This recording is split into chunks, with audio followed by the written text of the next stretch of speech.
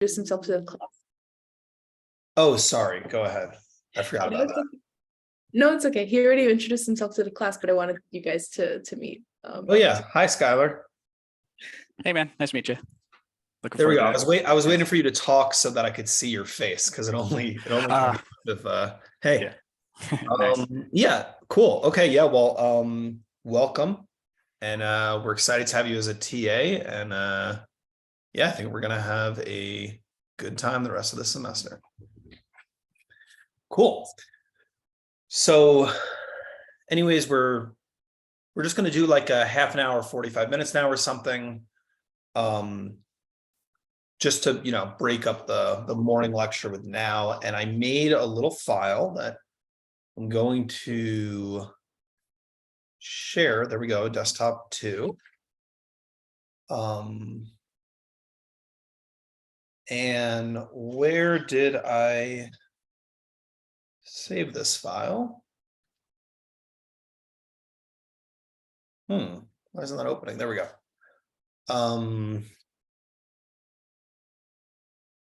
So this is in your demos and notes folder, so you can just git pull if you don't have the latest.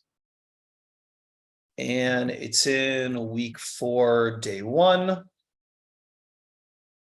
And I called it main HTML tags. And now let's open it in Markdown.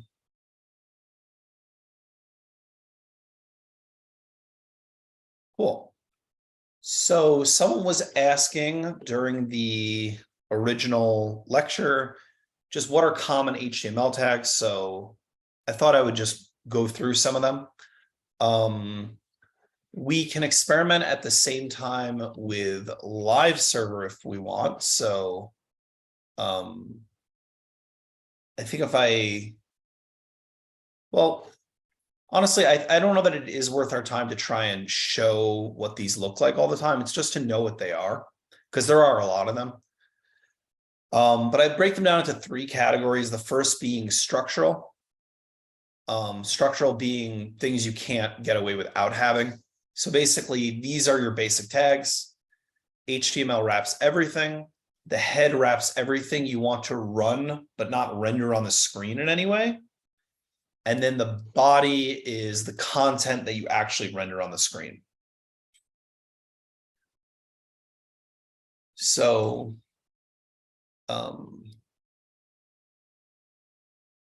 where was that? Found in head. Yeah, I just wanted it to actually look that way. So found in the head tag. There's certain things that you're going to see predominantly in the head tag. The main one being meta. Meta defines some page metadata. This is an example. Meta, name, theme, color, content, hash, FFF, which is black, or no, which is white. So meta is just a way of associating like a name and a string, and someone crawling your website or just anyone reading the website who wants to know like, oh, they've already set a theme color. If that's an option, I can do something with that. So basically someone reading your website might want to know some metadata. And then link is how we link to a style sheet. Some of this stuff is necessary and others isn't. Like if I didn't type text/CSS, it still works. But there's just some things that maybe for legacy reason are in there where people include that information. But this is, you know, that just points to another resource, and then script is like link, but for JavaScript, we just point to a JavaScript resource. And when a web page is looking at elements, like when it's rendering it, it goes from the top to the bottom and then digs in as much as it can before moving on to the next thing. So what that means is that when we read, or when the HTML page, you know, reads this link tag, it renders it in the sense that not that it has any visual representation, but that it is run.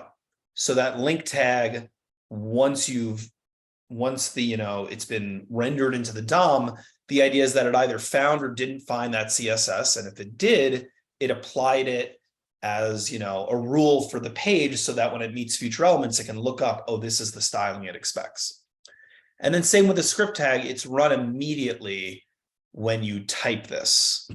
That's why sometimes the script tag is not in the header. Sometimes it's at the bottom of the body. But actually one thing you could do is that if we go to the script, like there are key value pairs, sometimes you have a key whose value is either true or false. And the way you do that is instead of saying like key equals, you know, true or something, you just write key, because if key equals false, it would just not be there. So instead of key, we have a key called defer. And defer just means whatever script you're about to load, don't load it. Instead, load it once the page has completely loaded, and then that's the next thing you do. And the reason you might want to do that is because most of the time your script is going to reference what's currently on the page. And the idea is the body hasn't run yet, so there is no page yet. That's the main reason. So that's all the structural ones. These represent just the basic steel beams that make up a website. In terms of the head of the body. And then everything in the head is there to set up the page before rendering anything visually. Any questions up until now about just like the structural HTML? Yeah, you said for the defer part, so like it tells the web page to fully load the page before it executes anything. Yes. All right, cool. Make sure. Yeah, but notably, if I had another one right afterwards, so, or you know, let's just say I had 3 resources, 1, 2, 3. When we defer, they're going to defer in order, so it will eventually run. It will eventually run, like after reading the body, it will run script 1 and then wait until it's finished and then run script 2 and then run script 3. I mentioned that just because you can add another thing to it where you write async. And what that means is you can start running me, but then start running something else immediately, or just there's no guarantee to the order in which things will run anymore. Yeah.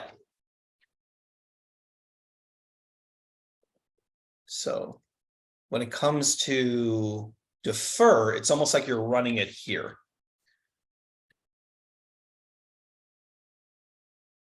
You're just adding it to something right below the body, or at the very bottom of the body, most likely. Okay, so we've talked about our structural tags, and then I don't want to call this structural. Instead, I'll call this, let's call it, as opposed to semantic, we'll call it useful. It's almost like structural in the sense that all of these tags are sort of basic tags you'll use all the time that give you a default styling or give you default behavior that make it the reason you're going to want to use it. These are like the building blocks of HTML. I'll call these building blocks instead. But I mentioned that to contrast it with the last type, which is semantic. So you see, I didn't even explain what they do. It's just, these are the semantic ones, and there's many more, but they're there just to give that section of code a unique meaning for anyone who's reading that HTML page and needs to guess as to what the purpose of that section is. So these might give you unique styling, but you generally don't see people using them unless they're explicitly trying to mention this is like, it's semantic. That's the best word for it. It's there just to represent the meaning of it. It doesn't do anything. And those are things like article, block quote, caption, site, code, data, details, header, footer, figure, nav, section. The point being that a semantic tag is mostly useful for the name of the tag. You don't know what kind of attributes it has or functionality it supports. It's just there to be the name of the tag. But that's different from the useful ones, the building blocks. So the basic building block beyond text is A. A is a link. Links let you turn text into a link, which means that it might have a different color. The cursor probably looks different when you hover over it. And importantly, if you click it, it opens up a new, or goes to a new page represented by the URL.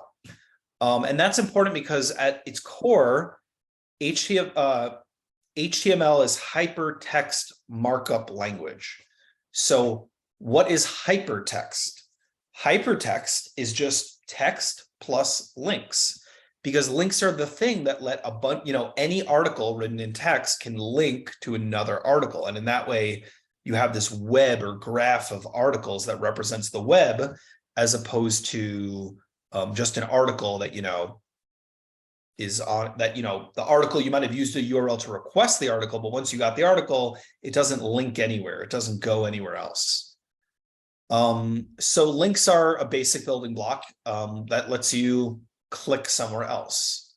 And maybe this is time for us to start adding in that little server part of it. So if I were to say like, if I were to open live server here,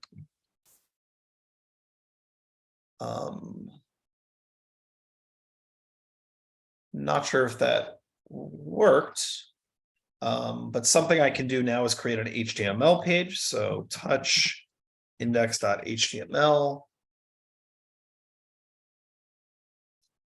And we can use that trick where I just do that. Now I have an HTML page, and I'll say hello page, and let's just put something in the body so we see something. Start with an H1. And now let's see if this worked. So we'll like that. And then I'm going to try seeing if I just I think the live server didn't work because I didn't have an HTML page, and now it might work. Okay, so here is what live server opened, and right, I'm not in the right place. That's the problem. I don't think I can get up from there, can I? No. So let me run the live server in the right place. I'm just going to reopen this in the right place. It's a little finicky, but that is how it goes. So I open this back up. I'll go to Tango, demos and notes, week 4, day 1. And we have the index.html there. So I'm going to open Visual Studio Code from there. And now I'm going to open this again with my markdown preview. And here's our index.html. And when I run live server, we have our page. Cool. So now we can start looking back and forth between what the element we're adding looks like and what's happening on our page. So continuing to go down this, maybe we can even have 3 things here. Continuing to go down our list of HTML tags. What do we have? We have a link, right? So within our body, I'll make a link, and this will be the body of the link where I say, go to Google. And href tells us where we want to point, the reference, and I'll say www.google.com. That's probably smart enough to figure that out. So now I can click go to Google, and it goes right to Google. Or no, it actually doesn't. It says cannot get /w. Yeah, so it wasn't smart enough to figure it out. I have to be explicit that I'm not talking about my current computer. So that's what that is for. Great. So we went to Google.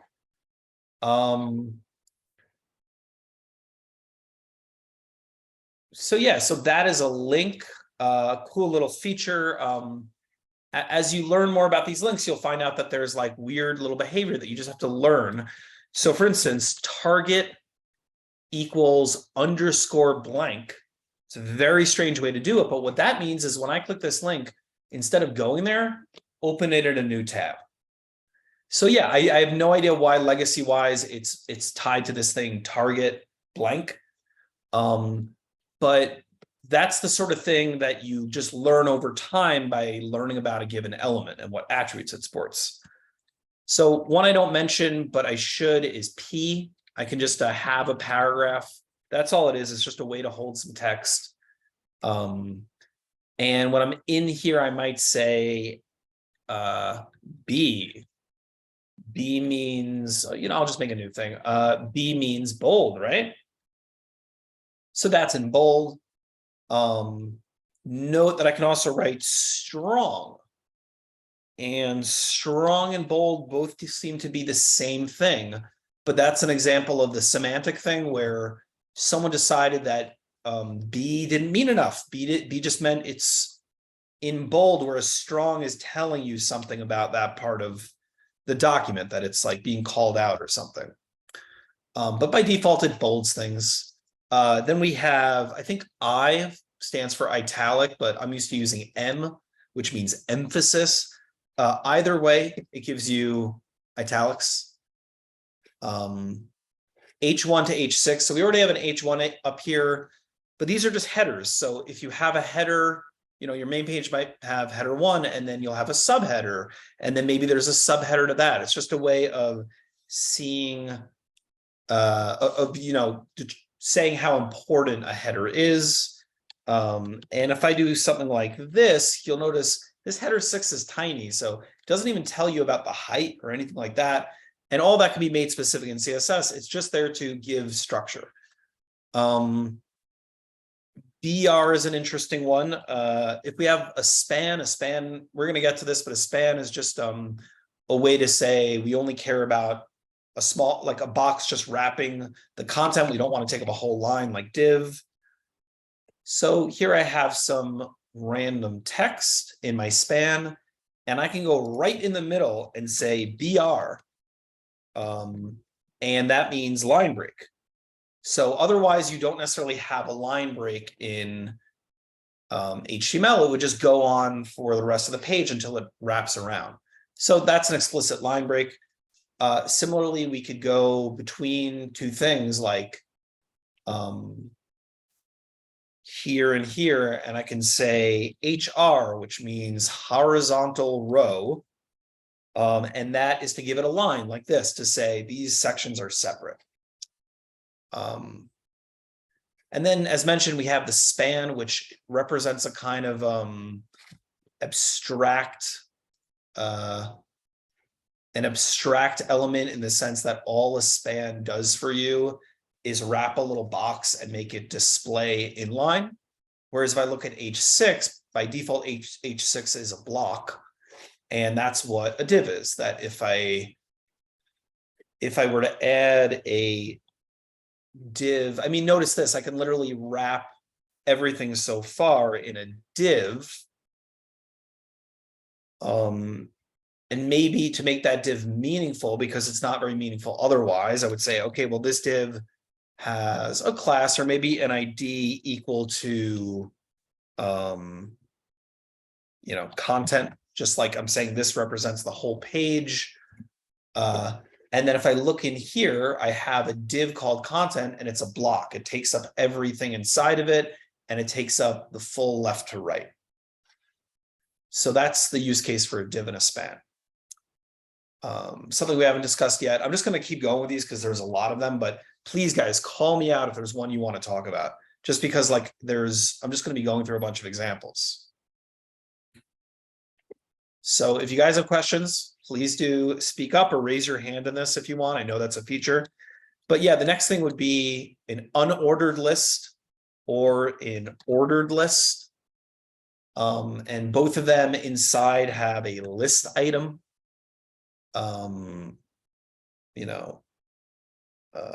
Broccoli, did I spell that right? Oops.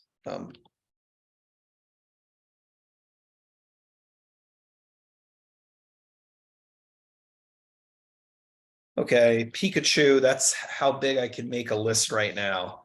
It's just too cumbersome, but you're probably already seeing how you wouldn't want to have to, like, if you had to list out all 50 states, you would not want to write it manually, right? But yeah, so let's look at this. Cool, we have two lists. One is unordered, the other is ordered. Although, of course, that's just at a certain point that just becomes CSS. So as you see, it's showing me, okay, well, what makes something an unordered list? It has this thing called list style type disk. So if I went into this element here, I could say, or rather this element, I could say, well, actually the nature of my UL is that it has a, what was it? A disk or line style, list style type. And then I could just start changing it. And as you see over there, it's just CSS to say what that looks like on the right there. I'm pretty sure you can customize it if you want. So the difference between an unordered list and a list is nothing really, except the fact that it'll choose numbers by default or circles by default.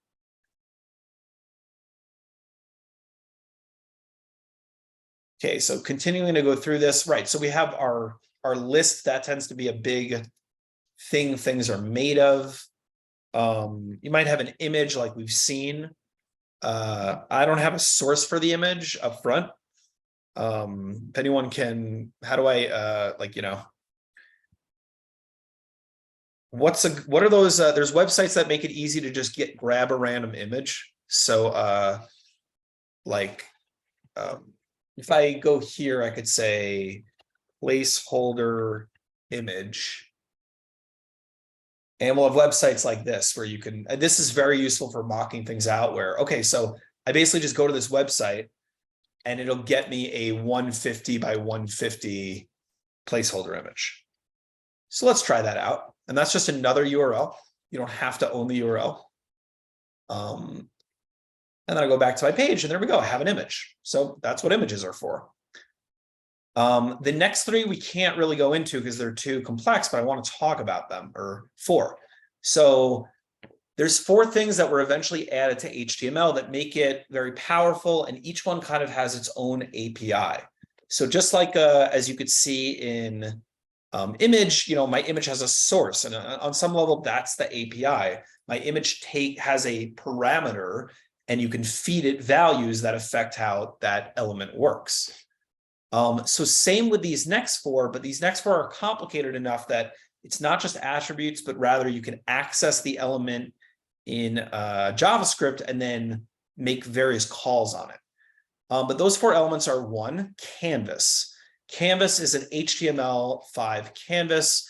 Let's see if I can get a basic one on the screen just by writing canvas. So I don't know what else I have to give it, but if I just say canvas, will anything be on screen? Yeah, so this is a canvas. You can't see anything, but it's a way that I can say, oh, I want to have graphics, basically. I want to have, or basically I want to make my own circles, squares, this, that. It's necessary for things that would require the graphical complexity of something like Figma or something. So Figma as a website is probably all done in HTML5 canvas, and that's why you can drag things and do other things that feel very Photoshop. Then there's video. You can get a little video player. Again, if I don't fill it out, I wonder what it will actually show me. So we're not seeing anything, but basically this video player, if I made it a real thing, it would have controls and stuff, and it's a way of embedding a video within an HTML page without having to like link to YouTube or something. And it's how something like YouTube is even possible in the first place. That's how you can play videos, and it wasn't always a thing in HTML. And then audio, same thing, little audio player, like if you're Spotify. And then an iframe ends up being the most powerful one, which we can't really get into how it works, but you can have a whole nother website within an iframe. And that website, like it's an inception type situation, which is extremely powerful. But it ends up being there's a lot of weird things to consider.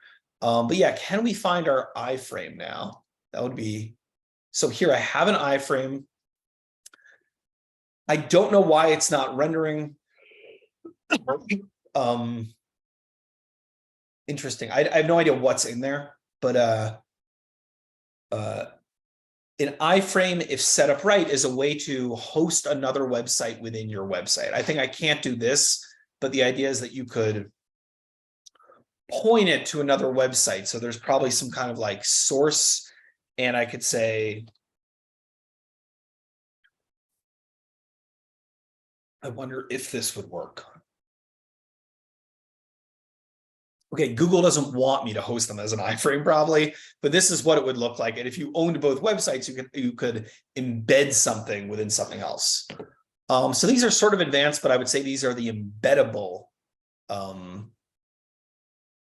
tags.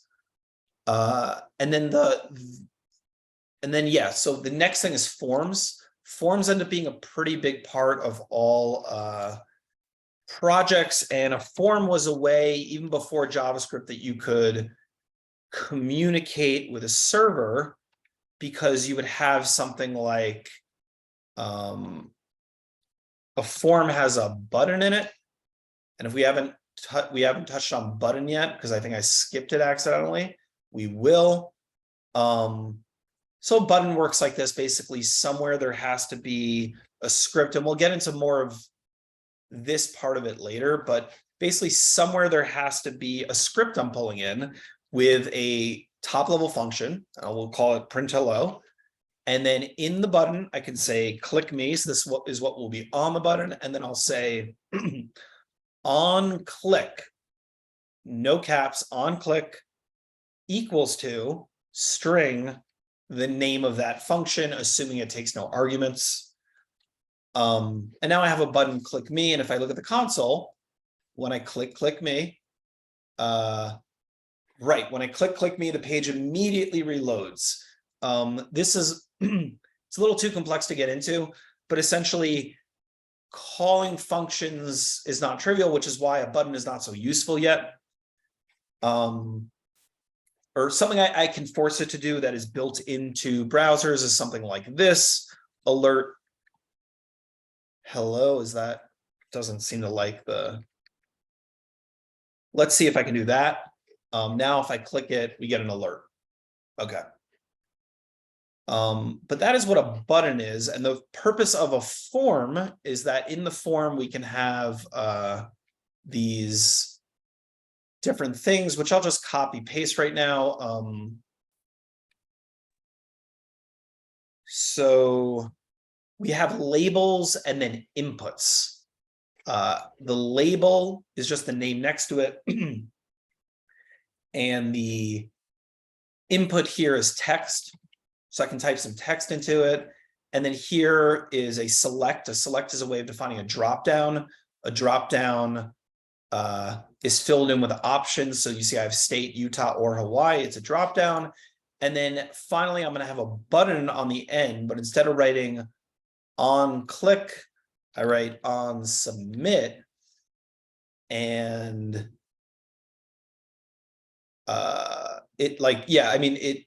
it will run a function when it is submitted. And this button, I think if this button has type equals submit, then you know what the button does. So I can click this button, and it's hard to tell that it's doing anything because it looks like it's just reloading the page. But if there was a backend, it would have sent some information to the backend. But forms are, again, kind of an advanced topic. Seems like it shouldn't be, but it is. And then in terms of other, beyond forms, there's this thing called a table. A table is what you think it is, but people don't end up using it very often because, as you can see, it looks pretty ugly, and it doesn't necessarily work that well. So people tend to just build their own tables or use some library that makes it easier to build tables. Text area is something you'll also see in a form. So I'll just make a text area like this, but this is a text area. Just, you can put text in it, you can make it bigger, and you've probably seen some of these. Like, these are sort of core elements to how websites work. And then at a certain point, you can customize how they look, but this is how you get that core functionality. And that's everything I would say in terms of the essential stuff. And everything else is just saying like, well, instead of just having a paragraph with something in it, I'm going to actually say, let me make this wrap. Instead of just having a paragraph with something in it, I might say, oh, well, this isn't just a paragraph, right? Paragraphs aren't freestanding. This is an article, and an article contains many paragraphs. And if someone is ever looking through my website and wants to find all the articles on it, if they're a web crawler, they can just use that selector, which is just article, and grab all the articles at once. So it's useful for someone scanning your website essentially, or someone who uses a screen reader. And that's everything. That's all the HTML stuff. And obviously there's so many of these semantic ones to learn about. But I wouldn't worry too much about that. Really what you care about now is that you have these core building blocks and you can use them to make pages that look a certain way and have certain content. We haven't gotten into the JavaScript part of it yet, so everything we've given you is just for making visual 2D images on a screen. And with that, I will say, I think we are good to start on project type stuff. Well, first, any questions on what we've discussed so far?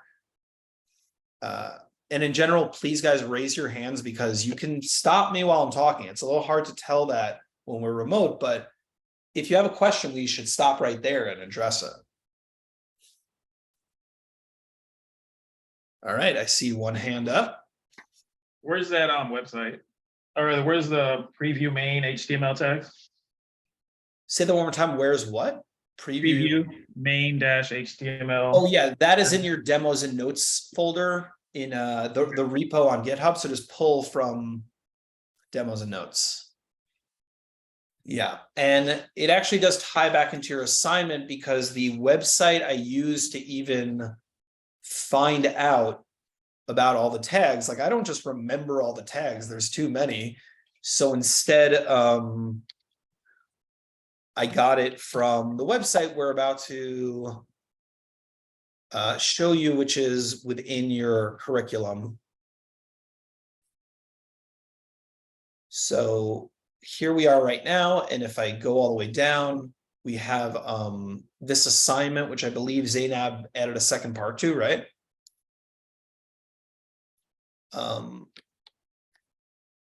And in this top 10 assignment, which we'll go over for a second,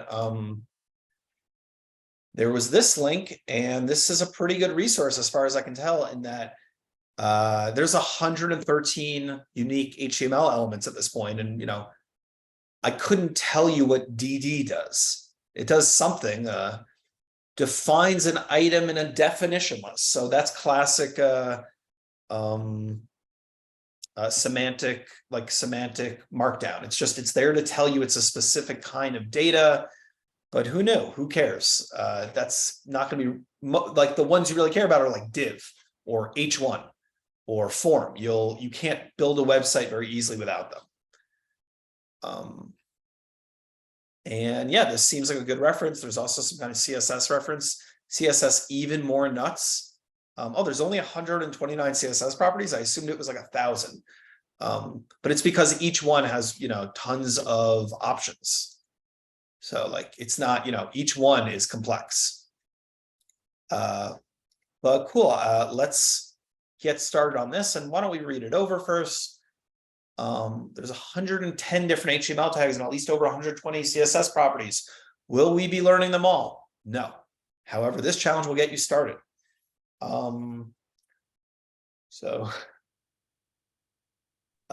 Yeah, so I guess the first thing we're suggesting is that you just go on websites and use the dev console to look.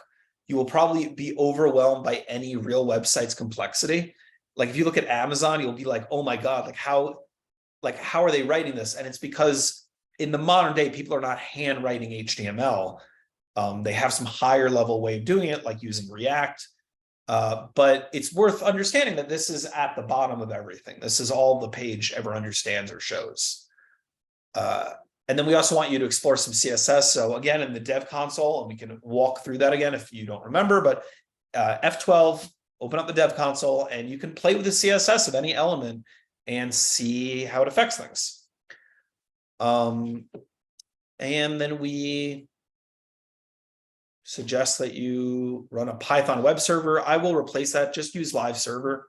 It would be doing the same thing. So if you got live server working, that is just as good. And I think this is silly, but okay, we want you to choose your top 10. I mean, by all means, top 10, not really important, but experiment with as many of these elements as you can, just to see what weird stuff you can find on what you can make your website look like. So imagine this is a MySpace in however long ago. You can make your own HTML page, make it look like, act like, do whatever you want, play sound. You can make it very annoying, very ugly, and you should. This is a great time to explore that. And then I know that Zainab was mentioning a second part to this. Zainab, are you here right now? Don't think she is. I'm going to go grab her.